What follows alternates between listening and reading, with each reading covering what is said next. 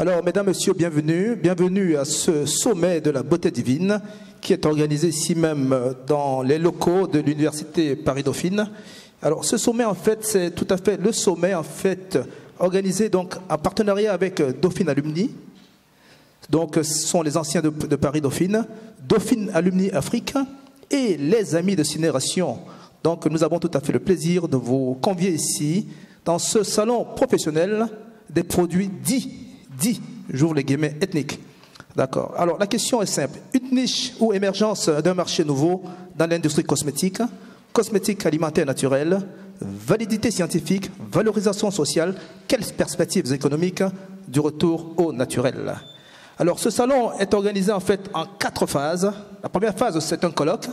Et alors, nous aurons avec nous d'éminents scientifiques. On aura des philosophes, égyptologues, politologues, historiens, psychanalystes, sociologues, économistes, financiers, praticiens et médecins. Là, je pense qu'on peut dire que c'est un salon de la crédibilité en fait scientifique. Des invités témoins. Alors, on va l'agrémenter avec un défilé de mode, ce qui n'est pas pour me déplaire, et quelques animations culturelles. Alors, ce sommet, en fait, finalement, ce n'est pas un sommet qui divise, c'est un sommet qui rassemble. C'est le sommet de l'agrégation des beautés. Alors, nous allons sortir de la théorisation, nous allons sortir des livres et on va aller sur le terrain. Alors, simplement une chose, quand je regarde la liste des intervenants ici, rendez-vous compte, j'ai comptabilisé rapidement, on veut quelques chiffres, à eux seuls, ils comptabilisent plus de 500 ans d'expérience ici en Occident. Ils comptabilisent plus de 1000 ans de connaissances sur l'Afrique. Et c'est le sommet, bien sûr, éthique, et c'est le sommet tout à fait, tout simplement, économique. Alors, pour démarrer, en fait, ici, on va démarrer en laissant la parole à la princesse Gillette Lowatt, qui est la présentatrice ici, alors la patronne. Tout est parti de son cerveau, hein, c'est pas peu dire. Notez simplement, cette dame est entrepreneur. Alors, 97% des personnes aimeraient entreprendre, seuls simplement 9% le font. Donc, il se passe quelque chose sur les 90%. Peut-être pour nous expliquer pourquoi. Elle est très innovante, elle a pris des risques. Notez que c'est une ancienne de Paris-Dauphine, financière, qui a même réussi à nous offrir un ouvrage de la finance. Et qu'est-ce que j'apprends? C'est qu'elle est cosmétologue.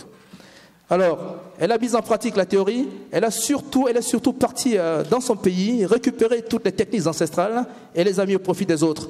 Alors, ce salon, madame, c'est le salon, vous êtes aussi membre d'ailleurs du comité scientifique de Dauphine Afrique, et surtout, vous voulez en fait lier le bien-être des populations et la richesse des nations. Mesdames, Messieurs, Madame Gillette Lowatt.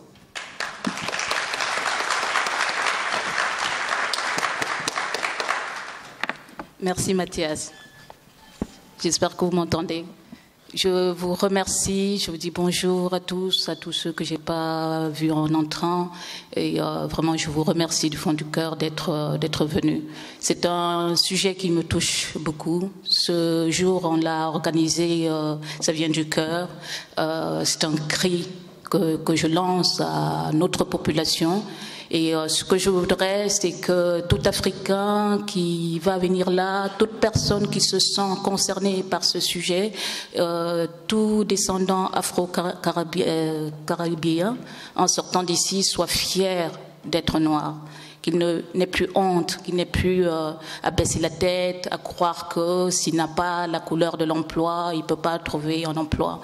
Ce sommet, je l'ai fait un peu différemment des autres, parce que c'est pas la peine de refaire ce qui est déjà fait. Jusque-là, on a des festivités autour de l'Afrique, c'est des shows, c'est Sois belle et tais-toi. Et pourtant, dans notre population, on a pas mal de gens qui ont un cerveau, qui vont quand même au-delà du plastique. Donc, j'ai voulu qu'on réfléchisse sur ce qui nous est arrivé. Comment est-ce qu'on a fait pour arriver à un point où on a carrément un rejet de nous-mêmes? Pourquoi beaucoup sont dans cette situation-là? D'autres le sont, enfin la plupart est dans cette situation mais ne s'en rend même pas compte. Qu'est-ce qui a pu se passer dans notre vie, dans notre histoire? Et comment est-ce qu'on peut redémarrer? Comment est-ce qu'on peut aller de l'avant? Ce qui m'a toujours assez Le point essentiel, c'est qu'on a une richesse, une mine d'or, mais on ne l'exploite pas. Et on est toujours à pleurnicher, à se dire oui, les autres n'ont pas fait pour nous, on n'a pas ci, c'est parce qu'on nous refuse les médias, c'est parce qu'on ne nous donne pas ci, c'est parce qu'il y a toujours une raison. Et pourtant, il suffit d'analyser la chose autrement, au lieu de voir la bouteille à moitié vide, de voir le verre à moitié plein. Si on voyait le côté plein du verre, on ferait vraiment de très très grandes choses. Donc, voilà, la thématique donc, de ce jour, c'est donc l'émergence du marché des produits dits ethniques, comme on le dit. Pourquoi ethnique? Ethnique pour qui? Dans l'industrie de la cosmétique, a suscité le développement d'initiatives, d'actions commerciales et d'entreprises variées originales. Donc, dans ce registre, les techniques ancestrales et séculaires dites ancestrales ont jusque-là prouvé une efficacité dans le traitement des peaux noires et des cheveux crépus. La mise en lumière de la cosmétique alimentaire naturelle devient aujourd'hui l'espoir pour des millions de personnes d'entretenir efficacement leurs cheveux et leur peau à partir de produits 100% naturels. Donc la visée de ce colloque est de s'interroger sur la validité scientifique, les débouchés économiques et la valorisation sociale de ces méthodes. Beaucoup ne savent même pas que ces méthodes existent. Aujourd'hui, si vous regardez dans la rue, sur 10 personnes, sur 10 femmes qui vont passer, 9 portent des perruques. Pourquoi ? Ce n'était pas le cas il y a 10 ans, ce n'était pas le cas il y a 20 ans et encore moins le cas il y a 30 ans. Qu'est-ce qui s'est passé? Pourquoi aujourd'hui on a du mal à être nous-mêmes? Pourquoi est-ce qu'aujourd'hui on est obligé de porter un masque pour sortir? Donc l'objectif de ce sommet est vraiment d'expliquer aux gens qu'on peut faire autrement, qu'il y a des moyens de vivre avec ses cheveux, il y a des moyens de vivre avec sa peau et que cette peau ou ces cheveux qu'on refuse, en fait, c'est, comment dire, si on sait soigner nos cheveux, ces cheveux donneront une beauté à coiffer le monde. Merci.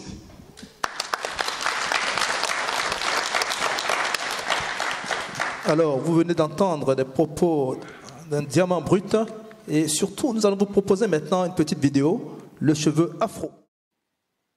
Le cheveu afro.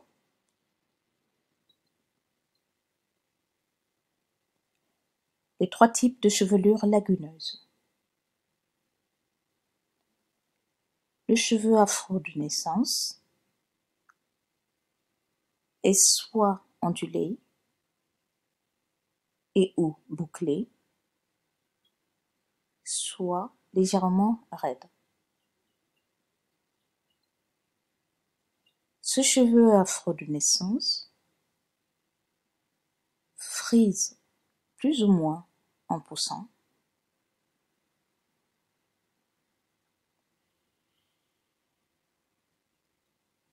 et ou crêpe plus ou moins en se fortifiant.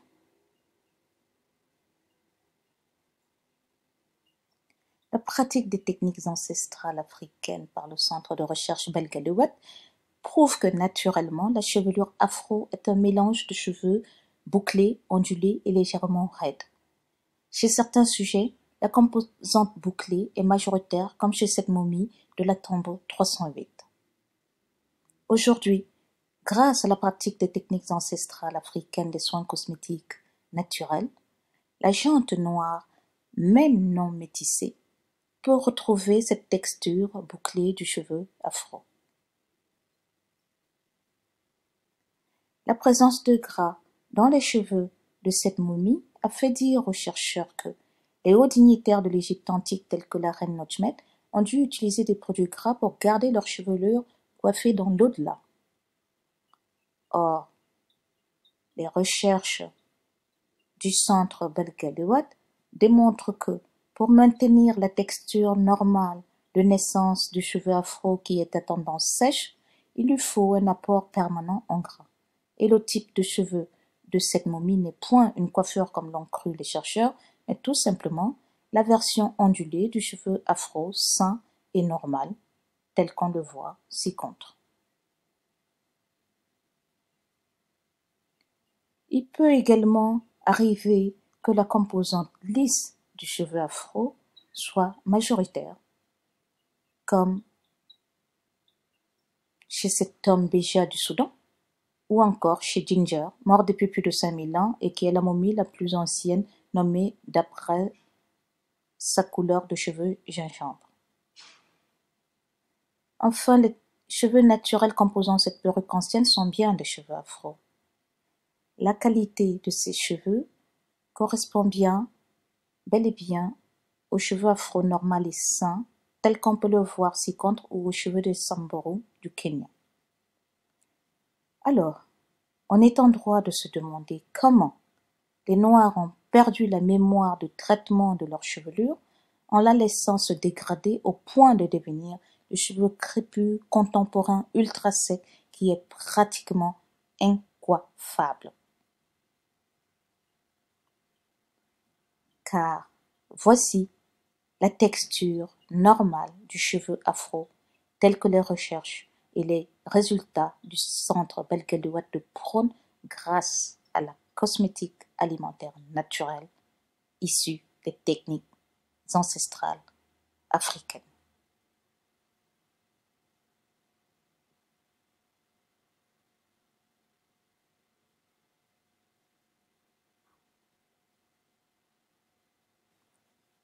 Merci pour cette présentation en fait très technique et qui nous permet de comprendre la richesse du cheveu. D'ailleurs, j'étais très surpris. Une fois, j'étais couché et madame en fait avait un foulard sur la tête. Elle m'a expliqué que finalement, c'était le meilleur moyen pour elle d'avoir de très beaux cheveux pour moi le lendemain. Alors, j'ai rien compris.